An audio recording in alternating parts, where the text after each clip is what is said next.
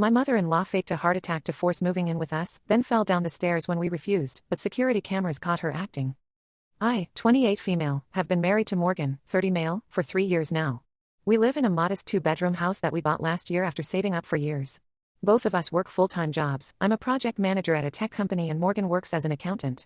We're not rich but we live comfortably within our means. My male Chloe, 55 female, has always been difficult, but what happened yesterday crossed all boundaries. I was in the middle of an important Zoom meeting when I got a frantic call from Morgan. My heart dropped when he told me his mom had a heart attack and was being rushed to the hospital. I immediately told my team there was a family emergency, dropped everything and drove there. The whole 20-minute drive, I kept thinking about how hard this would hit Morgan. He's always been close to his mom despite her issues. When I arrived at the hospital, I expected to find Chloe in critical condition. Instead, I found her sitting up in the emergency room bed, looking perfectly fine and chatting with a nurse about her favorite TV shows. No signs of distress, no pain, nothing. Turns out, she had called an ambulance complaining of severe chest pains, but all her tests came back normal. She had completely faked the heart attack. Before I explain what happened next, let me give some background about Chloe and why this behavior wasn't entirely surprising.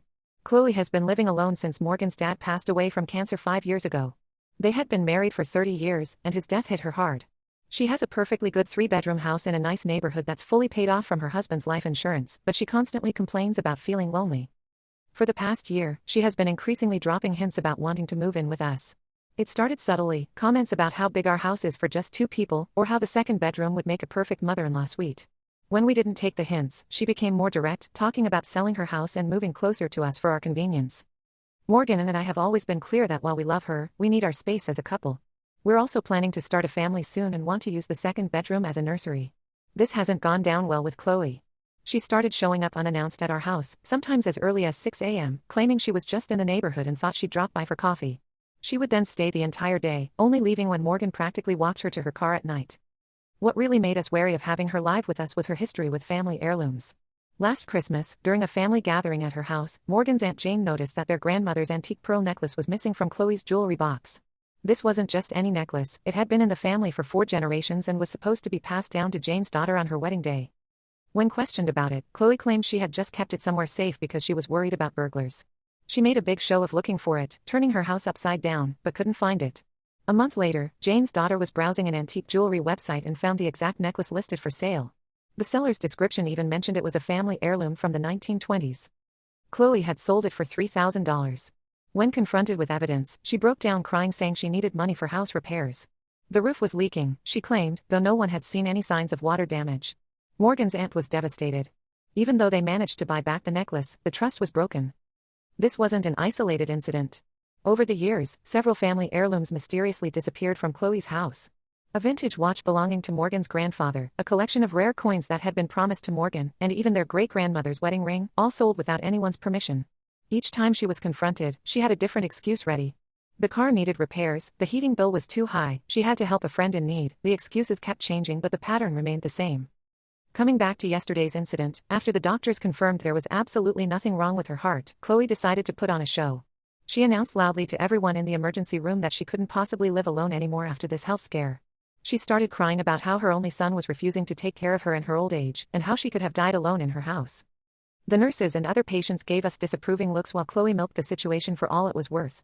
She made sure to mention multiple times how she had begged us to let her move in with us, but we had cruelly refused.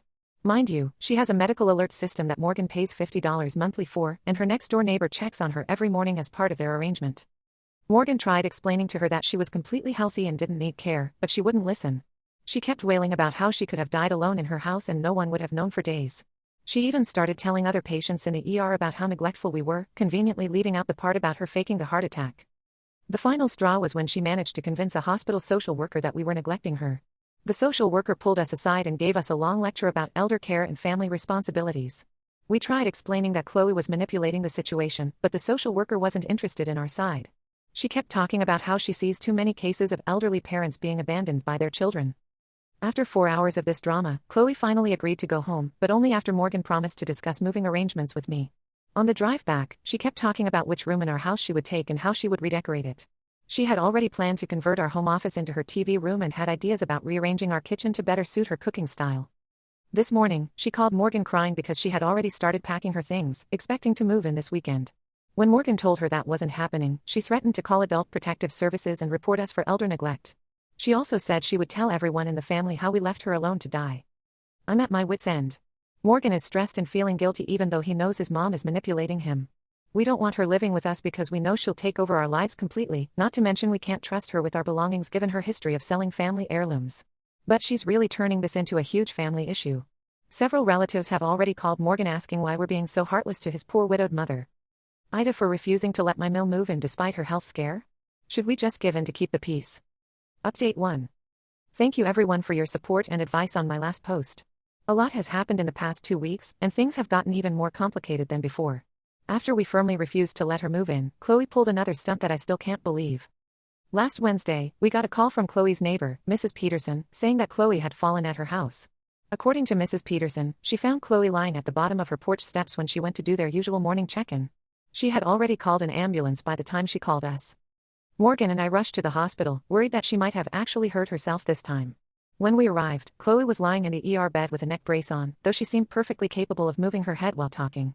The first red flag was that she had already contacted her lawyer from the ambulance and he was waiting at the hospital when we got there. The lawyer, Mr. Anderson, pulled us into a private room and presented us with what he called a reasonable proposition.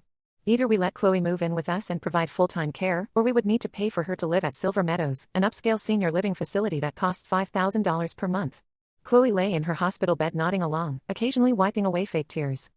Mr. Anderson started throwing around terms like filial responsibility laws and elder care obligations. He mentioned several cases where children were legally required to support their elderly parents. The whole time, Chloe kept interjecting with comments about how she never wanted it to come to this, but we left her no choice. What Chloe didn't know was that after all the comments on our last post warning us to protect ourselves legally, Morgan had already consulted our own lawyer. He had advised us to document everything, every visit, every call, every threat. We had been keeping detailed records of all her manipulation attempts, including recordings of her threatening phone calls. But the most interesting evidence came from Mrs. Peterson's house. After our last post, several people suggested we talk to Chloe's neighbors about installing security cameras. Mrs. Peterson had actually installed one facing her front porch 3 months ago after some teenagers vandalized her garden. This camera had a clear view of Chloe's porch steps. The footage from that morning was enlightening, to say the least. It showed Chloe walking normally down her porch steps, looking around carefully, then deliberately sitting down on the steps. She slowly lay down at the bottom, arranged herself in what she probably thought looked like a fall victim's position, and waited there until Mrs. Peterson found her. When we showed this footage to Mr. Anderson, his face went through several interesting color changes. He gathered his papers without a word and practically ran out of the hospital room. Chloe's performance instantly changed from tragic victim to angry mother. She started screaming about how we had no right to spy on her and how we were conspiring against her.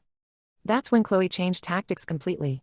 The manipulative tears started flowing as she talked about how lonely and depressed she'd been since Morgan's dad died. She said she only did all this because we left her no choice.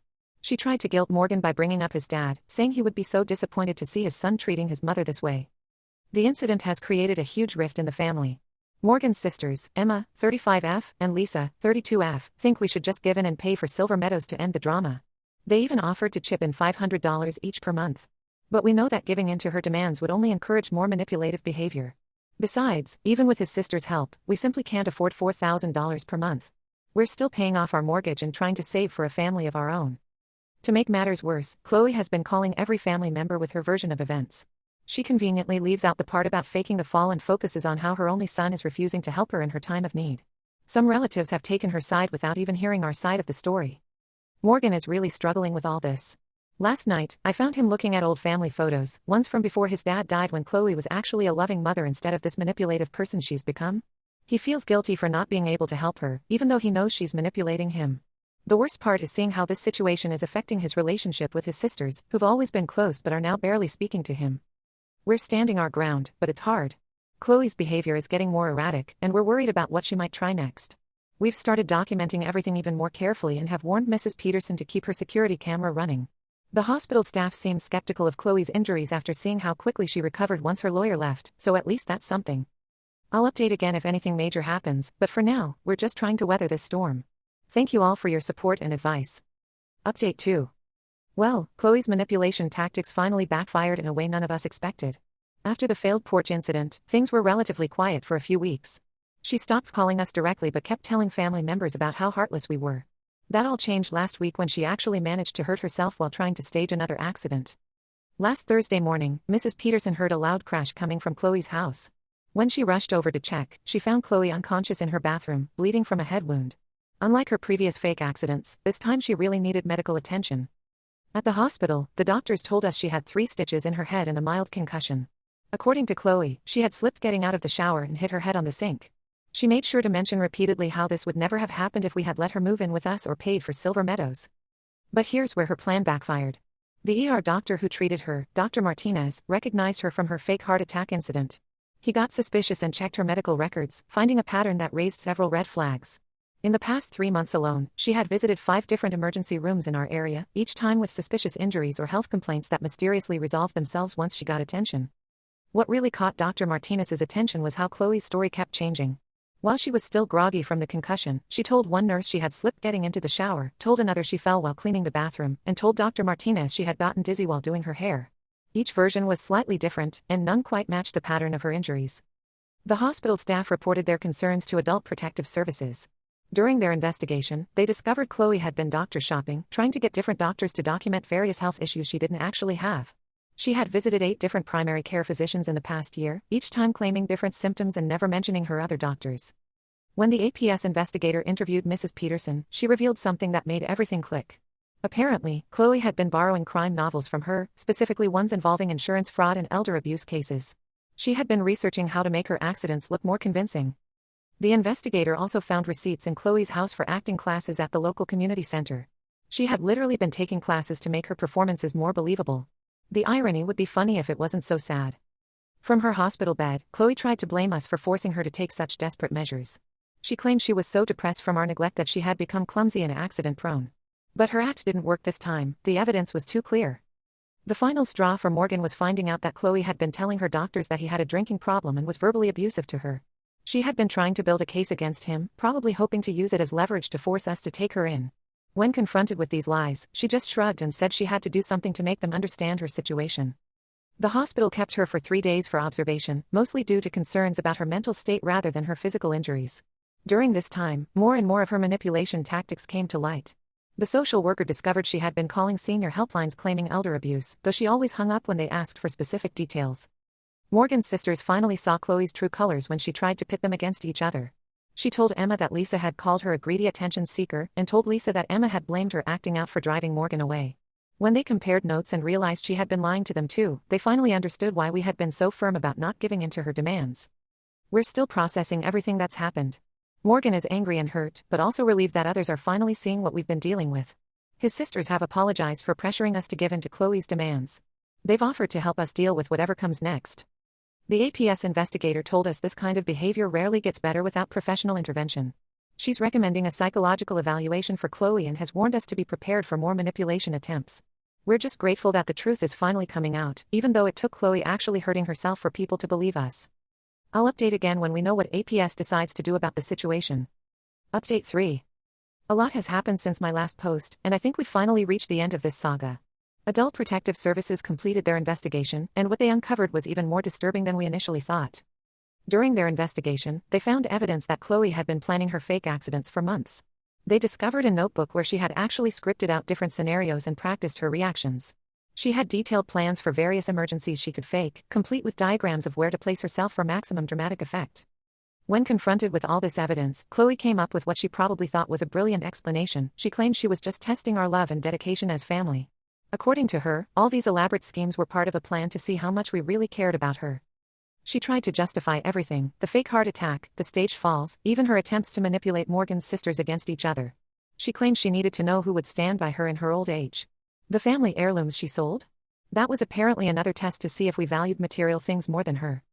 Morgan finally reached his breaking point during the APS hearing. Chloe was trying to explain how her actions were justified because she was a lonely widow who just wanted attention from her family. Morgan stood up and told her that she hadn't lost her family, she had driven them away with her manipulation and lies. He said she had destroyed not just his trust, but any chance of having a normal relationship with her grandchildren in the future. The APS recommended counseling for Chloe, but she refused, claiming she was the victim in all this. She even tried to convince the APS worker that we had somehow orchestrated everything to make her look bad. When that didn't work, she started calling relatives again, this time claiming that APS was part of our conspiracy against her. We've blocked her number and installed security cameras around our house. Morgan's sisters have done the same after Chloe showed up at Emma's workplace causing a scene. Some extended family members still think we're being too harsh, but those who witnessed her behavior firsthand understand our decision. Chloe still lives in her house, but now she's found a new audience for her victim story. She joined several Facebook groups for estranged parents and posts daily about how her cruel son abandoned her. She tells everyone who'll listen that she's a poor widow whose children turned against her just because she wanted to be close to them. Last week, she sent us a letter through her lawyer demanding grandparent rights to our future children. Our lawyer says she has no case, especially given the APS investigation findings, but it shows she's still trying to maintain control. Morgan has started therapy to deal with the guilt and grief of essentially losing his mother to her own manipulation. His sisters are supporting our decision to go no contact, and we're slowly rebuilding our family relationships without Chloe's toxic influence. Sometimes people ask if we feel bad about how things turned out, but we don't. We gave Chloe multiple chances to change her behavior, and she chose manipulation every time. Sometimes cutting toxic people out of your life is the only solution, even if they're family. We're looking forward to starting our own family now, free from Chloe's drama and manipulation.